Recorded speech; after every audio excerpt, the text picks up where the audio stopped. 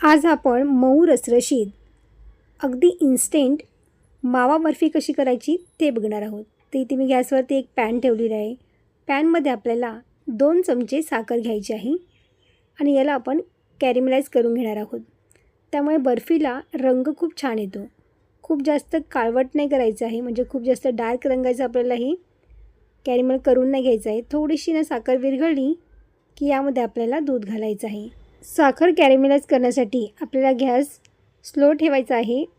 Medium किंवा fast गॅसवरती आपल्याला ही साखर वितळून नाही घ्यायची आहे. फास्ट गॅस केला तर साखर ही करपली जाईल आणि त्यामुळे बर्फीला चवसुद्धा करपट येईल, म्हणजे करपल्यासारख्याचा वास येऊ शकतो. त्यामुळे मीडियम गॅसवरती आपल्याला साखर ही वितळून घ्यायची आहे.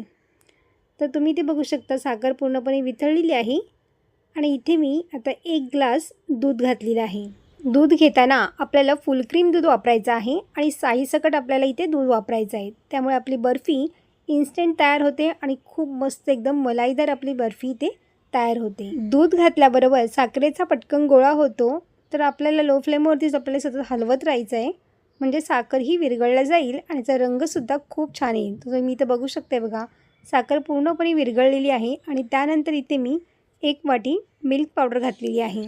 मिल्क पावडरमुळे आपली ही इन्स्टंट बर्फी पटकन तयार होते आणि खायलासुद्धा खूप जास्त टेस्टी लागते. जर तुमच्याकडे मिल्क पावडर नसेल तर तुम्ही याऐवजी दुधाचा वापर इथे जास्त करायचा आहे, म्हणजे अर्धा लिटर किंवा त्याहून जास्त दूध घेतलं ना तरी देखील चालेल. आता आपल्याला मिल्क पावडर ही पूर्णपणे मिक्स करून घ्यायची आहे आणि याच्या गुठल्या मोडत आपल्याला हे व्यवस्थित असे हलवून घ्यायचं आहे. गॅसची फ्लेम इथे मी स्लो ठेवली आहे. स्लो गॅसवरती आपल्याला ही प्रोसेस करायची आहे. सण आले की मिठाई ही आलीच, पण ही मिठाई बाहेरून जर विकत घ्यायला गेलो तर महाग तर मिळतेच, शिवाय ती कोणत्या प्रकारे बनलेली असते हे आपल्याला माहीत नसतं. पण आपण जर अशा पद्धतीने ही बनवली घरी तर एक समाधान तरी असतं की आपण ही इन्स्टंट मिठाई खूप छान हेल्दी पद्धतीने आपण इथे तयार केलेली आहे आणि अगदी घरच्या साहित्यातच आपण ही मिठाई तयार केलेली आहे. तर छान घट्ट होईपर्यंत आपल्याला हे सतत हलवत राहायचं आहे आणि तुम्ही ते बघू शकता बघा, मस्त एकदम दाणेदार आपलं हे टेक्स्चर झालेलं आहे. आता गॅस बंद करायचा आहे आणि अशा पद्धतीने बघा पूर्ण एकसारखा गोळा झालेला आहे, अजिबात चिटकत नाही आहे पॅनला. आता गॅस बंद करायचा आहे आणि एका आपल्या ताटलीमध्ये काढून घ्यायचं आहे. ताटलीला थोडंसं तूप लावून घ्यायचं आहे आणि व्यवस्थित हे थंड होईपर्यंत आपल्याला हे मिश्रण असंच राहू द्यायचं आहे. या मिश्रणापासून तुम्ही पेढ्यासुद्धा करू शकता, पण पेढ्यासाठी आपल्याला थोडंसं हे ड्राय पाहिजे अजून, म्हणजे अजून थोडंसं हे दूध आटून घ्यायचं आहे आणि त्यानंतर आपल्याला थंड करून घ्यायचं आहे. आणि त्यानंतर तुम्ही बघू शकता बघा, मिश्रण आपलं थोडंसं हलकंसं थंड झालेलं आहे. आता हाताला थोडंसं चिटकत आहे बघा, तरी हातालासुद्धा आपण तूप लावून घ्यायचं आहे आणि सगळं मिश्रण एका भांड्यामध्ये घालून हे सेट करायला ठेवायचं आहे.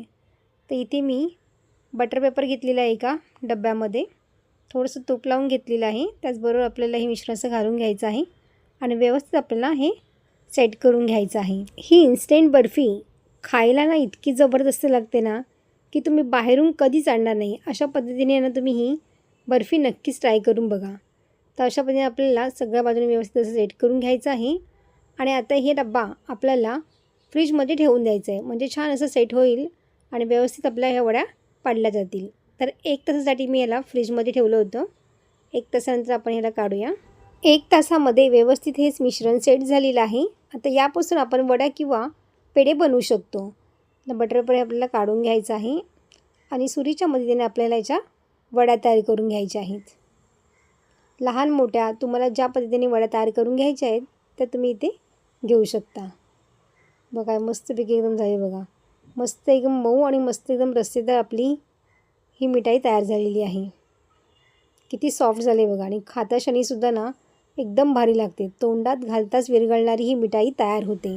वड्या कापल्यानंतर आपल्या हाताला हे मिश्रण लागू नये किंवा चिकट लागू नये यासाठी आपल्याला साखरेच्या पावडरमध्ये एक घालून ना ह्या वड्या अशा व्यवस्थित सेट करून घ्यायच्या आहेत, म्हणजे ह्या मिश्रण आपल्याला हाताला लागणार नाही आणि खाण्यासाठी सुद्धा अशी व्यवस्थित ड्राय आपली ही वडी तयार होते. तर तुम्ही इथे बघू शकताय बघा, तर सगळं आपल्याला अशाच पद्धतीने इथे थोडेसे पावडरमध्ये कोट करून घ्यायचं आहे, जेणेकरून छानपैकी आपल्या या सेट होतील. तर रक्षाबंधनसाठी स्पेशल मिठाई आपली इथेही तयार झालेली आहे. तुम्हीसुद्धा अशा पद्धतीने ही मिठाई नक्की ट्राय करून बघा आणि तुम्हाला ही रेसिपी कशी वाटली मला कमेंट करून जरूर कळवा. रेसिपी आवडली असेल तर लाईक, शेअर आणि सबस्क्राईब करा.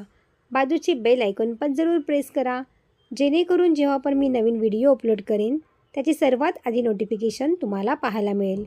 पुन्हा भेटू असेच एका नवीन रेसिपीमध्ये. तोपर्यंत मस्त खा आणि स्वस्त रहा.